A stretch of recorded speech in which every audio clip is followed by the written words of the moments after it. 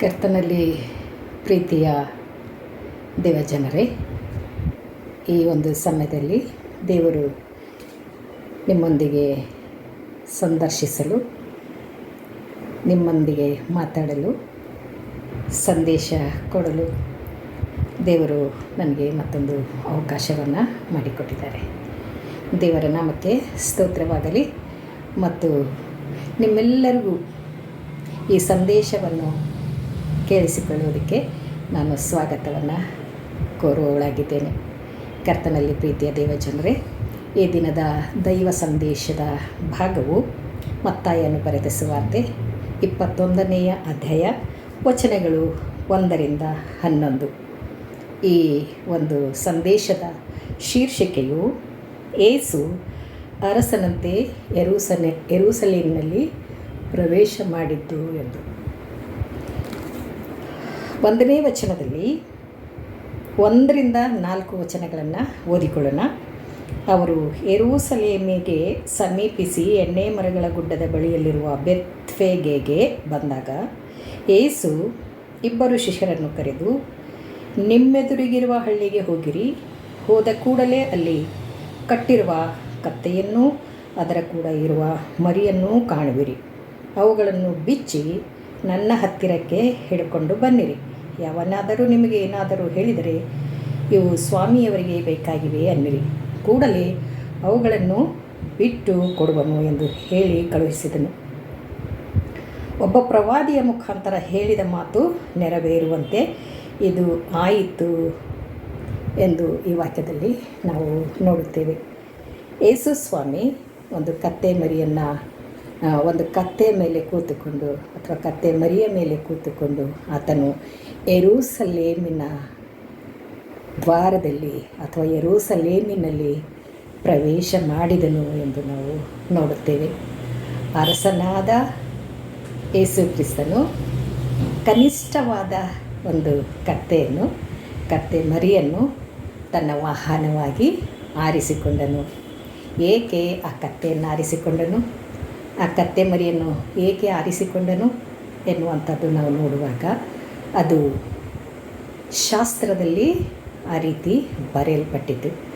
ಶಾಸ್ತ್ರದಲ್ಲಿ ಬರೆಯಲ್ಪಟ್ಟಿರಲಿಕ್ಕಿರುವಂಥ ಈ ಎಲ್ಲ ವಾಗ್ದಾನಗಳು, ವಚನಗಳು ನೆರವೇರಬೇಕಾಗಿದೆ. ಪ್ರವಾದಿಗಳ ಮೂಲಕವಾಗಿ ಮೊದಲೇ ತಿಳಿಸಿರಲಿಕ್ಕಿರುವಂಥ ಈ ಎಲ್ಲ ವಿಷಯಗಳು ನೆರವೇರಬೇಕಾಗಿರೋದ್ರಿಂದ ಆ ಕನಿಷ್ಠವಾದ ಕತ್ತೆ ಮೇಲೆ ಆತನು ಕೂತುಕೊಂಡು ಅರಸನಂತೆ ಯೆರೂಸಲೇಮ್ ಪ್ರವೇಶ ಮಾಡಿದನು ಎಂದು ನಾವು ನೋಡುತ್ತೇವೆ. ಅಲ್ಲಿ ತನ್ನಿಬ್ಬರ ಶಿಷ್ಯರನ್ನು ಊರೊಳಗೆ ಕಳುಹಿಸಿ ಅಲ್ಲಿ ಒಂದು ಕತ್ತೆಯನ್ನು ಮತ್ತು ಕತ್ತೆ ಮರಿಯನ್ನು ಕಾಣುವಿರಿ ಅಂತ ಹೇಳ್ತಾ ಇದ್ದಾನೆ. ಕತ್ತೆಯನ್ನು ಮತ್ತು ಕತ್ತೆ ಮರಿಯನ್ನು, ಕಟ್ಟಿರುವ ಕತ್ತೆಯನ್ನು ಬಿಚ್ಚಿಕೊಂಡು ಬನ್ನಿರಿ ಎಂದು ಅಲ್ಲಿ ಹೇಳುವುದನ್ನು ನಾವು ನೋಡ್ತೇವೆ. ಕಟ್ಟಿರುವಂಥದ್ದು ಅಂದರೆ ಅದು ಬಂಧನದಲ್ಲಿತ್ತು ಎಂದು. ಬಿಚ್ಚಲ್ಪಡುವುದು ಅಂದರೆ ಅದಕ್ಕೆ ವಿಮೋಚನೆ ದೊರೆಯಿತು ಎನ್ನುವಂಥದ್ದು ನಾವಿಲ್ಲಿ ನೋಡುತ್ತೇವೆ. ಕಟ್ಟಿರಲಿಕ್ಕಿರುವಂಥ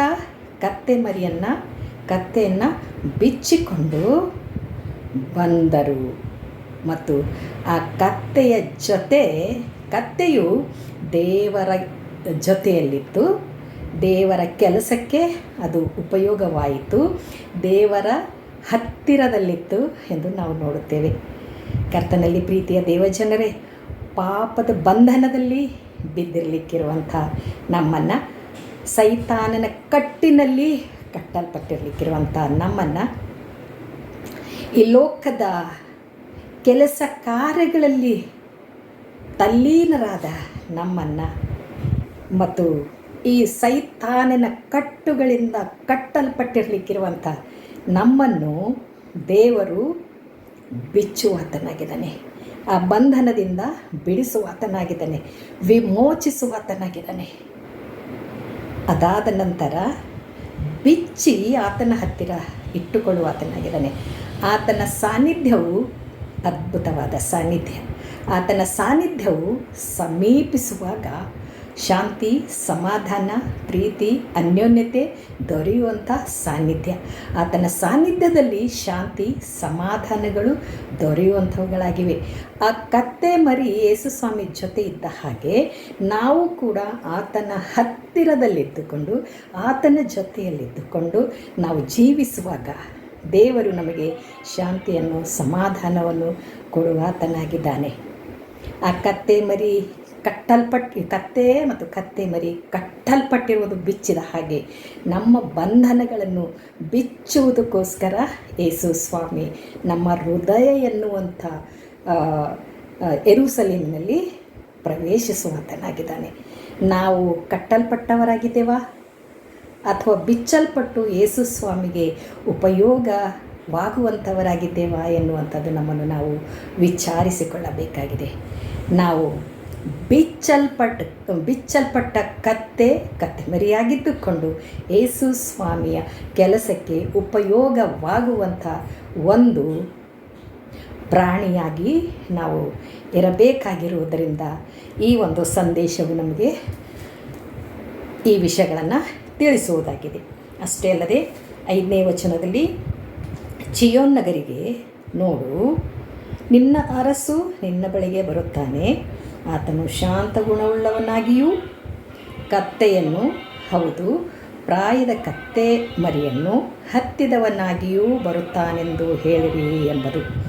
ಇದು ಯೇಸು ಸ್ವಾಮಿ ಕತ್ತೆ ಮರಿಯ ಮೇಲೆ ಯಾಕೆ ಹತ್ತಿದನು ಅಂತಂದರೆ, ಅದು ಶಾಸ್ತ್ರದ ಮಾತು ನೆರವೇರಬೇಕಾಗಿರುವುದರಿಂದ ಆ ರೀತಿ ಆತನು ಹತ್ತಿ ಬಂದನು.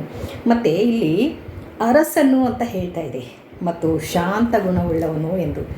ಇಲ್ಲಿ ಒಬ್ಬ ಅರಸನು ಯೆರೂಸಲೇಮಿನಲ್ಲಿ ಕುದುರೆ ಮೇಲೆ ಬರಲಿಲ್ಲ, ರಾಹುತರ ಮೇಲೆ ಬರಲಿಲ್ಲ, ಯಾವ ಒಂಟೆ ಮೇಲೆ ಬರಲಿಲ್ಲ, ಯಾವ ಆಯುಧಗಳನ್ನು ತೆಗೆದುಕೊಂಡು ಬರಲಿಲ್ಲ, ಯಾವ ಕ್ರೋಧ ಕೋಪಗಳನ್ನು ತೆಗೆದುಕೊಂಡು ಆತನು ಬರಲಿಲ್ಲ.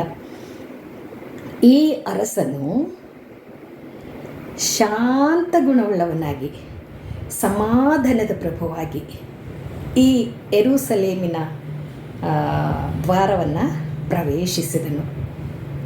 ಯೇಸು ಸ್ವಾಮಿ ಸಮಾಧಾನ ಕೊಡೋದಕ್ಕೋಸ್ಕರ ಈ ಲೋಕಕ್ಕೆ ಬಂದಿರುವ ಆತನು, ಶಾಂತ ಗುಣವುಳ್ಳ ದೇವರಾಗಿರುವ ಆತನು. ಈತನು ಸಮಾಧಾನದ ಪ್ರಭು ಎಂದು ನಾವು ಏಷಯ ಪ್ರವಾದನೆ ಗ್ರಂಥದಲ್ಲಿ ನಾವು ನೋಡುವವರಾಗಿದ್ದೇವೆ. ಮತ್ತು ಈತನು ಶಾಂತಿ ಸಮಾಧಾನಗಳನ್ನು ಈ ಲೋಕದಲ್ಲಿ ಸಾರುವುದಕ್ಕಾಗಿ ಬಂದಾತನು ಮತ್ತು ಕೊಡುವುದಕ್ಕಾಗಿ ಬಂದಾತನಾಗಿದ್ದಾನೆ. ಈ ಅರಸನು ಯುದ್ಧ ಮಾಡುವುದಕ್ಕೆ ಬರಲಿಲ್ಲ. ಈ ಅರಸನು ಯಾವ ಯುದ್ಧಾಯುಧಗಳನ್ನು ತೆಗೆದುಕೊಂಡು ಬರಲಿಲ್ಲ. ಈ ಅರಸನು ಯಾವ ಸೈನ್ಯವನ್ನು ತೆಗೆದುಕೊಂಡು ಬರಲಿಲ್ಲ. ಈ ಅರಸನು ಶಾಂತ ಗುಣವುಳ್ಳವನಾಗಿ ಈ ಯೆರೂಸಲೇಮಿನ ದ್ವಾರವನ್ನು ಪ್ರವೇಶಿಸಿದನು. ಈ ಅರಸನು ಯೆರೂಸಲೇಮಿನ ದ್ವಾರವನ್ನು ಶಾಂತಿಯಿಂದ ಪ್ರವೇಶಿಸಿದ ಹಾಗೆ ನಮ್ಮ ಹೃದಯಗಳಲ್ಲಿ ಕೂಡ ಪ್ರವೇಶಿಸುವವನಾಗಿದ್ದಾನೆ. ನಾವು ಆತನಿಗಾಗಿ ನಮ್ಮ ಹೃದಯವೆಂಬ ಬಾಗಿಲುಗಳನ್ನು ತೆರೀತಾ ಇದ್ದೀವ. ನಾನು ನಿಮ್ಮ ಹೃದಯವೆಂಬ ಬಾಗಿಲ ಬಳಿಯಲ್ಲಿ ನಿಂತು ನಿಮ್ಮ ಹೃದಯದ ಬಾಗಿಲನ್ನು ತಟ್ತಾ ಇದ್ದೇನೆ. ನಿಮ್ಮ ಹೃದಯದ ಬಾಗಿಲನ್ನು ತೆರೆಯುವುದಾದರೆ ನಾನು ನಿಮ್ಮ ಜೊತೆ ಒಳಗೆ ಬಂದು ನಿಮ್ಮ ಜೊತೆ ಊಟ ಮಾಡುವೆನು ಎಂದು ದೇವರು ಹೇಳುವವರಾಗಿದ್ದಾರೆ. ನಾವು ನಮ್ಮ ಹೃದಯದ ಬಾಗಿಲನ್ನು ಸಮಾಧಾನದ ಪ್ರಭುವಾಗಿರುವಂಥ, ವಿನಯ ಗುಣವುಳ್ಳ ಯೇಸುವಾಗಿರುವಂಥ ಸ್ವಾಮಿಯನ್ನು, ಅರಸನನ್ನು, ರಾಜಾದಿರಾಜನನ್ನು ನಮ್ಮ ಹೃದಯದಲ್ಲಿ ಸ್ವೀಕರಿಸಿಕೊಳ್ಳುವವರಾಗಿರೋಣ. ಮತ್ತು 9ನೇ ವಚನದಲ್ಲಿ, ಅದಾದ ಮೇಲೆ 6ರಿಂದ 8ನೇ ವಚನದವರೆಗೆ ಆ ಕತ್ತೆ ಮರಿ ಯೇಸು ಸ್ವಾಮಿಯನ್ನು ಕೂಡಿಸಿಕೊಂಡು ಒಳಗಡೆ ಹೋದ ಮೇಲೆ ಅನೇಕ ಜನರು ಆತನನ್ನು ಹಿಂಬಾಲಿಸಿದರು. ಆತನ ಶಿಷ್ಯರು, ಆ ದೇಶದ ಜನರು ಈತನು ಸಮಾಧಾನದ ಅರಸನು ಎಂದು ತಿಳಿದುಕೊಂಡವರೆಲ್ಲರೂ ಆತನನ್ನು ಹಿಂಬಾಲಿಸಿದರು. ದಾರಿಗಳಲ್ಲಿ ತಮ್ಮ ಬಟ್ಟೆಗಳನ್ನು ಹಾಸಿದರು. ಆಮೇಲೆ ಗಿಡಗಳ ಚಿಗುರುಗಳನ್ನು ಮತ್ತು ಗೊಂಚಲುಗಳನ್ನು ತೆಗೆದುಕೊಂಡು ಬಂದು ದೇವರಿಗೆ ಜಯಘೋಷ ಮಾಡಿದರು, ಕೂಗಿದರು, ಚೀರಿದರು. ಏನಂತ ಚೀರಿದರು ಅಂತ 9ನೇ ಅಧ್ಯಾಯದಲ್ಲಿ ನಾವು ನೋಡುವಾಗ,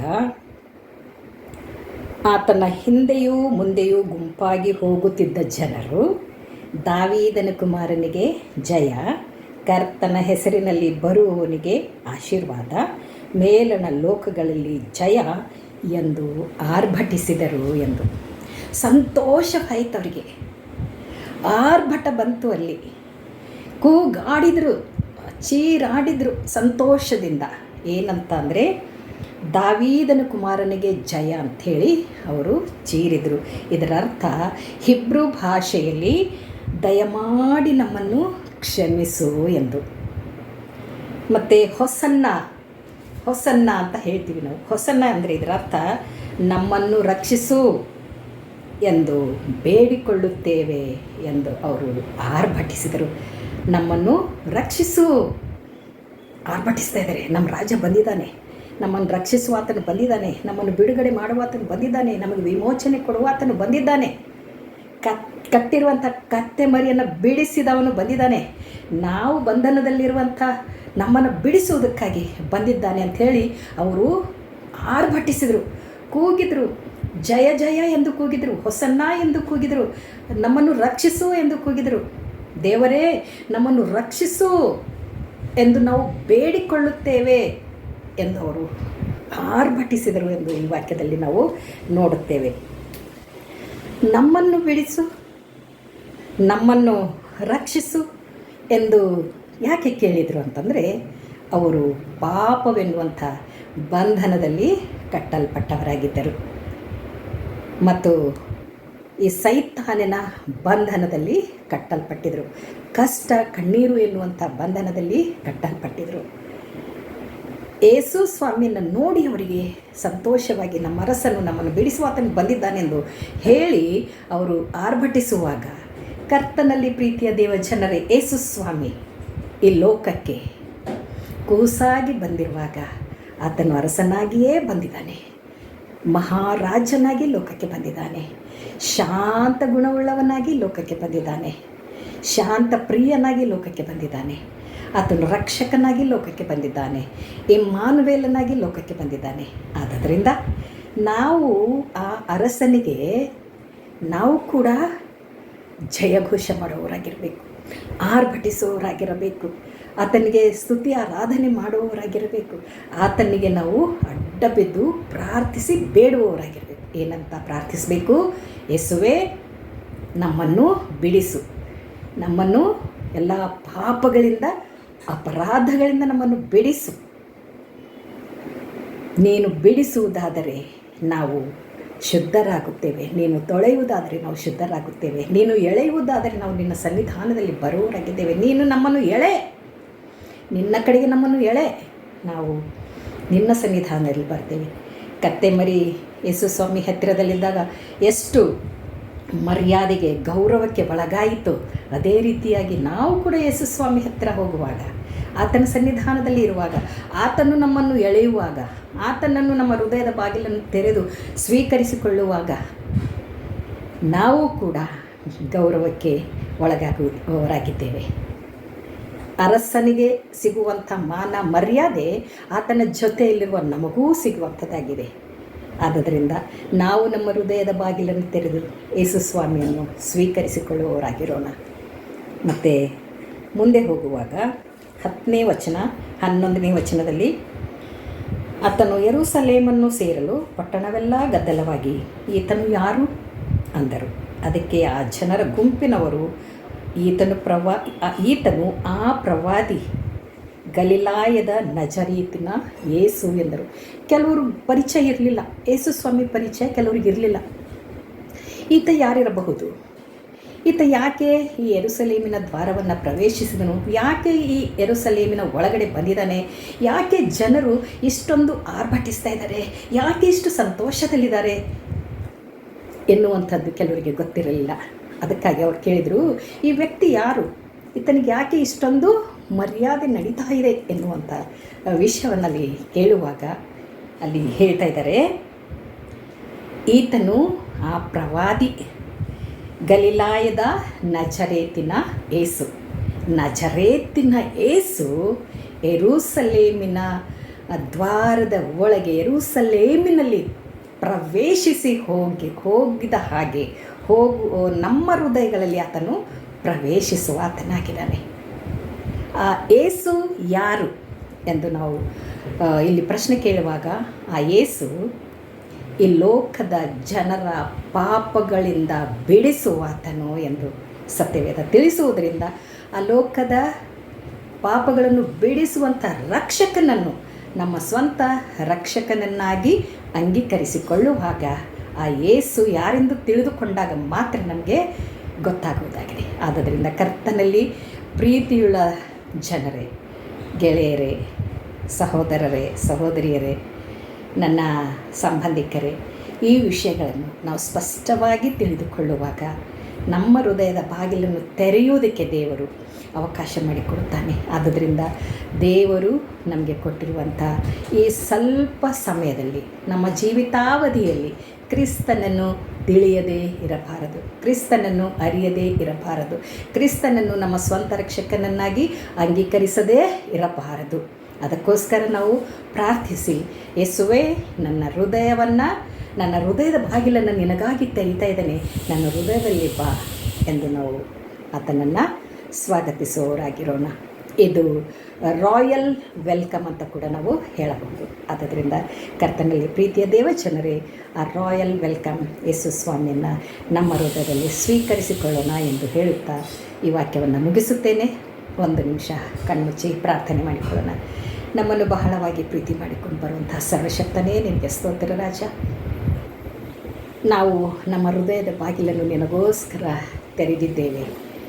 ನೀನು ನಮ್ಮ ಹೃದಯದಲ್ಲಿ ಬಂದು ದೇವ ವಾಸ ಮಾಡಬೇಕಾಗಿ ನಾವು ಪ್ರಾರ್ಥಿಸುವವರಾಗಿದ್ದೇವೆ. ಯೇಸು ಕ್ರಿಸ್ತನ ಶ್ರೇಷ್ಠವಾದ ನಾಮದಲ್ಲಿ ಪ್ರಾರ್ಥನೆ ಬೇಡಿಕೊಳ್ಳುತ್ತೇನೆ. ಆಮೇನ್, ಆಮೇನ್, ಆಮೇನ್.